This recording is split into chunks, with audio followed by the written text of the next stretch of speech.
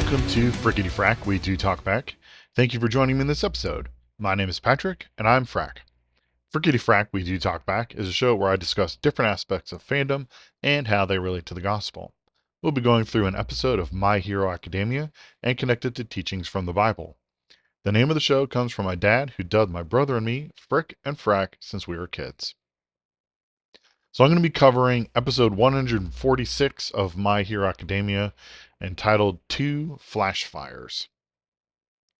And so we get in this episode, we get quite a bit of Dobby's origin, more so than, or the last little bit of it, because we did get some of it in earlier episodes of Dobby's origin, how he came to be, especially when he reveals who he is to the world.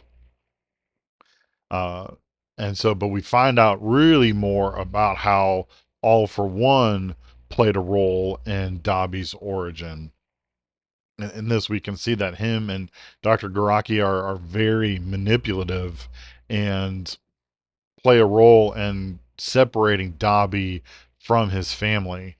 I think one of the craziest things that happens in this episode is that we find out that Dobby had been asleep for unconscious for 3 years, and so one of those things where he's like kind of helps with part of the reason why he thinks why he can't comprehend that Endeavor forgot about him is like because he actually thought you were dead for 3 years.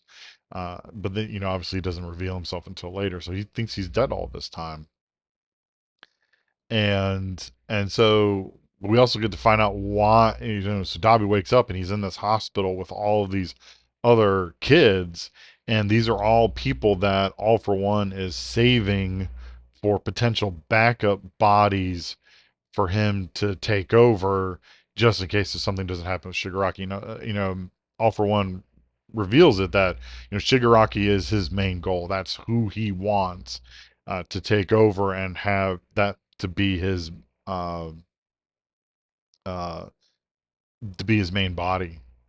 But these were good backups just in case, or for whatever reason, if you needed a new one before that. And so when Dobby has his mental break as he sneaks into the family home, finds out that Endeavor hasn't changed, nothing's changed. And he's like, all right, fine, I'm going to beat uh, Endeavor at his own game. And so he, watched basically YouTube clips of his father doing ultimate moves.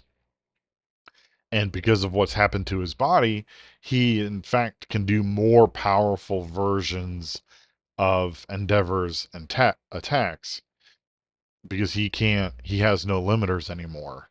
Uh, and so this, he tries to beat Endeavor at his own game, but that's the reason why his body's breaking down because his fire is in fact too much.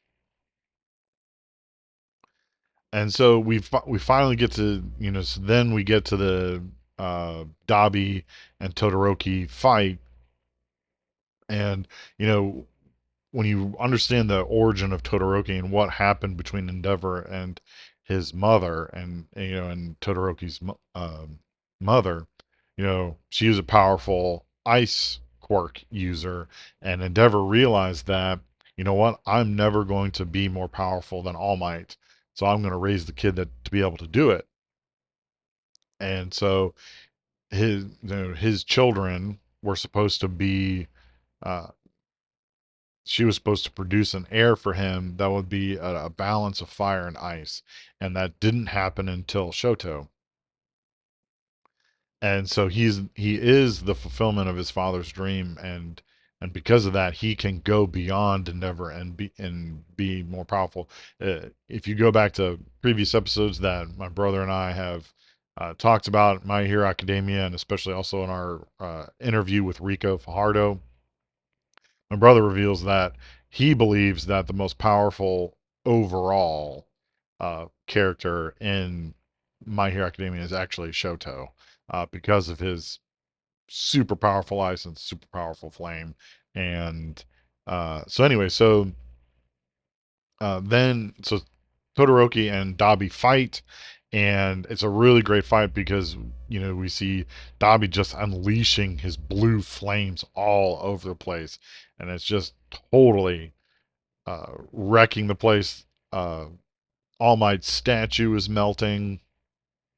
You know, the sidekicks of Endeavor are being knocked out, because then these are sidekicks that are flame resistant. They're used to Endeavor's heat, and they're getting knocked out by Dobby, and Todoroki is holding his own, and so we get to see Todoroki's ultimate move in Flashfire Fist, Phosphorus, and he shows what this move is to Deku, and Bakugo get to see it, and uh, he's kind of like, it's for me, the first thing that flashed my mind was the Avatar balance that you get in, in Avatar: The Last Airbender, and his hair sticking up, kind of like the way Aizawa's does when he's using his quirk, and so, but he's just maintaining this balance. It's a very zen kind of moment. It's really great.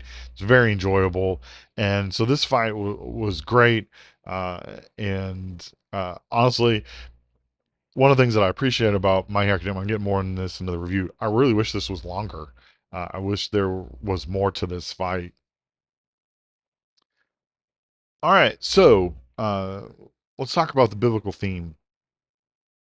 And so the biblical theme is Psalm chapter 50, verse 23. And this is what it says: The one who offers thanksgiving as his sacrifice glorifies me. To one who orders his way rightly, I will show the salvation of God. So, in the conversation that Dabi and Todoroki have leading up to, and during their fight, uh, Todoroki talks to Dabi about how gratitude was something that he had to learn from his classmates. And he was taught so many things by Endeavor: how to control his powers, how to be a hero, but to be a true hero, and to have a grateful heart did not come from him, but it came from people like Midoriya and the positive memories of his mother. Now, remember, there's in Todoroki's origin, we find out that his mom throws a boiling pot of hot water on him to because she just she loses her mind because of all the abuse and things like that, and throws boiling hot water on his face. Uh, but he has very positive memories of his mother. He blames his father for what happened, but that's getting into other things. But he has positive memories of his mother. He has very positive memories and now interactions with his fellow classmates. He had to learn how to be grateful. And Shoto recognizes the damage that his family had done, and really because of what Endeavor desired, and his family suffered for it, and then what Dabi became.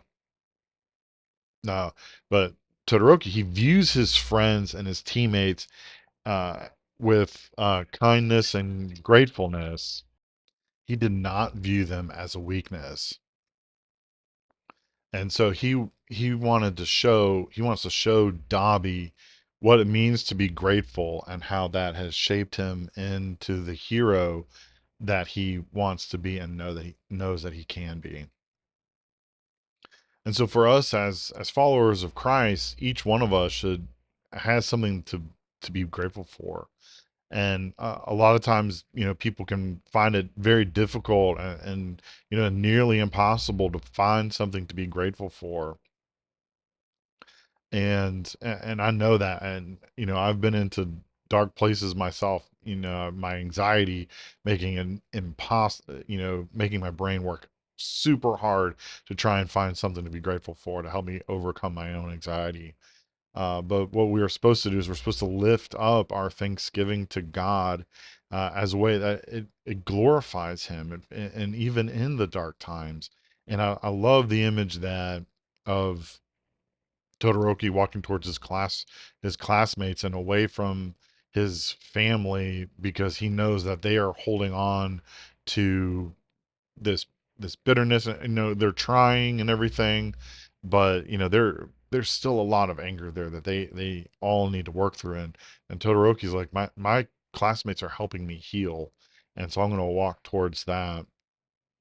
And so, as Christians, we're supposed to do the same thing. Not necessarily walk away from the family, or anything like that, but walk towards healing and walk towards uh, the God who is healing us and will heal us, and bring and do that, and be in relationship and covenant with God.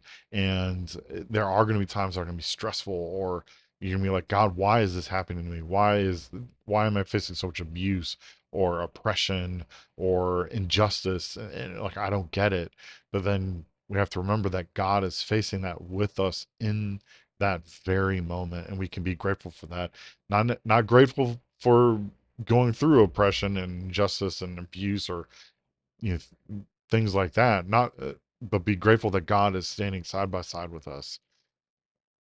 And so we lift up our thanksgiving in those moments to make sure that we are uh, glorifying God in our gratitude, and lifting Him up. And that's a way we're able to show others that God is at work in our lives and is offering us the salvation that only He can offer us. So I encourage you today, be grateful and lift it up in thanksgiving. Amen. All right, so how am I going to rate this episode? It is a great episode, and uh, and it's one of those times, as I shared, the fights in My Hero Academia, because of the limits that My Hero Academia has put on quirks, that no quirk is easy. No quirk is a get out of jail free card of unlimited power. There are drawbacks to everyone's quirks. Uh, so they have to, balance all of these powers.